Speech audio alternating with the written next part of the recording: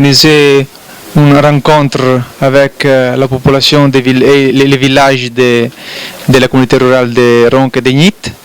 pour faire la remise d'un don de sucre dans ce mois très béni que c'est le mois du Ramadan. C'est une tradition, celui de donner du sucre surtout dans ce mois, et nous avons pensé de faire ce geste en faveur de la population. C'est la première année que nous faisons ça. On a donné 15 000 kilos de sucre. C'est une quantité pas énorme, mais au moins nous avons commencé.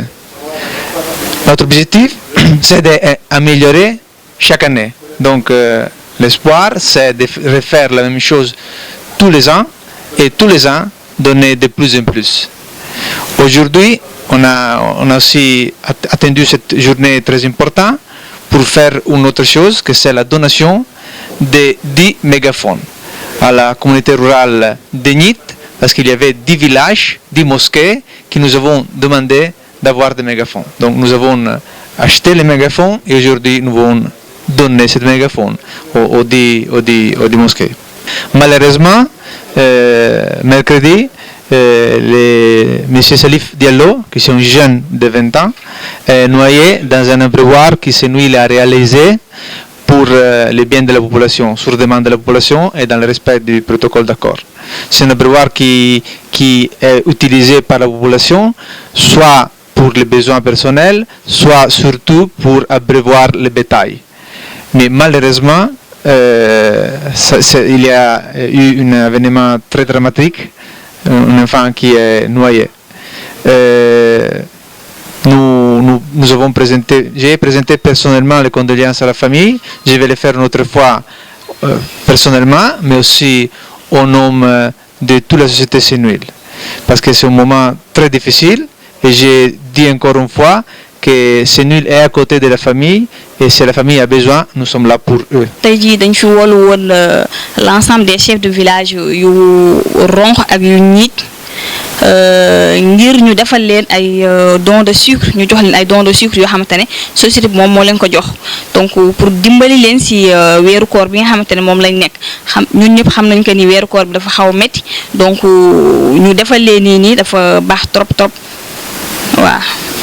léegi nag directeur waxaale na ci jëm ci wàllu xale bi. waaw loolu dëgg la donc keroog mercredi 24 donc am na benn xale boo xamante ne ku tudd Salif Diallo ku lab si benn bassin bu ñu defaloon population yi donc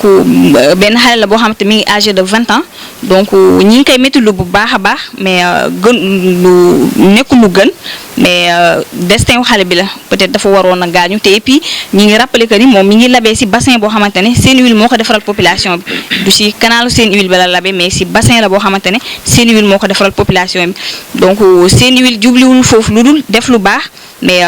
peut-être bakkan doomu aadama moom kenn mënul décider foo xamante ne fa ngay génnee àdduna donc loolu kenn mënul ci dara. mën si localité bi laa dëkk donc je pense pas que ni 3 yi njëkkoon a gaañu donc ñi ngi gaañoo ci zone bi mais nekkul woon ci plantation Senhuile donc ki mujjee gaañu nag moom mi ngi gaañoo ci bassin boo xamante ne Senhuile moo ko defaral population bi donc pour respecter protocole d'accord bi donc parce que protocole d'accord bi dafa wax que ni à ce que ñun ñu jàppale leen ci ndox mi yomb leen trop donc ci volet boobu noonu la ñu sukkandiku ba defaral leen benn bassin bi nag ci la xale bi labee ci bassin bi nga xamante ne moom lañu defaral population bi donc keroog aussi dem nañ foofu noonu ci biir famille bi jaale gis nañ que ni famille bi ñoom jëlewuñ ko dara parce que nee nañu destin xale bi dafa waroon a gaañu dafa waroon a lab waaw métti lu nañ ko bu baax a baax te et puis jàpp nañ que ni bu neexee suñu borom li mooy dernier décès bi foofu noonu ci biir bassin yi nga xam ne dañ leen defaral population yi daañu xool lan lañ koy defaraatee. moo ngi sant maanaam Senhuile sant directeur ndax lu ñu nu waxee woon tey mooy jël suukar koor jox ko village yi ci li nga xam ne mooy micro ñi nga xam ne ñooy war nodd ci juma yi jox ko imam yi kon ñu ngi koy sant ci loolu comme nu waxee loo gis ci benn lay tàmbale ndax suukar koor yaakaar naa mosuñu ko ci jot mais yàlla def jot nañu ko ci temps am kon ñu ngi ko ci sant loolu daal loolu moom loolu laa ci nun seede nañu comme directeur général bi bu mu ñëwee ak léegi wax dëgg yàlla mbir mi gën a yomb moom ak Gora Seck wax dëgg yàlla jàppale nañu population bi si lu ñu mun ak lu ñu mun rawatina nag ñu jël sunu doomi gox ki nga xam ne moo juddu ci commune di Gnith mooy Fatimata Ka yàlla def ñu def ko social kon noonu gin nañu ñoom ñu ngi carrément jàppalante ci population bi ñu ngi leen sant bu baax a baax a baax ak population ñu ngi koy jëfandikoo si loolu la labe beneen li may wax mooy toujours dégg ñaa ñu wax léegi li mooy ñeenteel mais loolu amul ñetti xale yooyu si canal Mouride lañu suuke si canal Mouride lañu suuke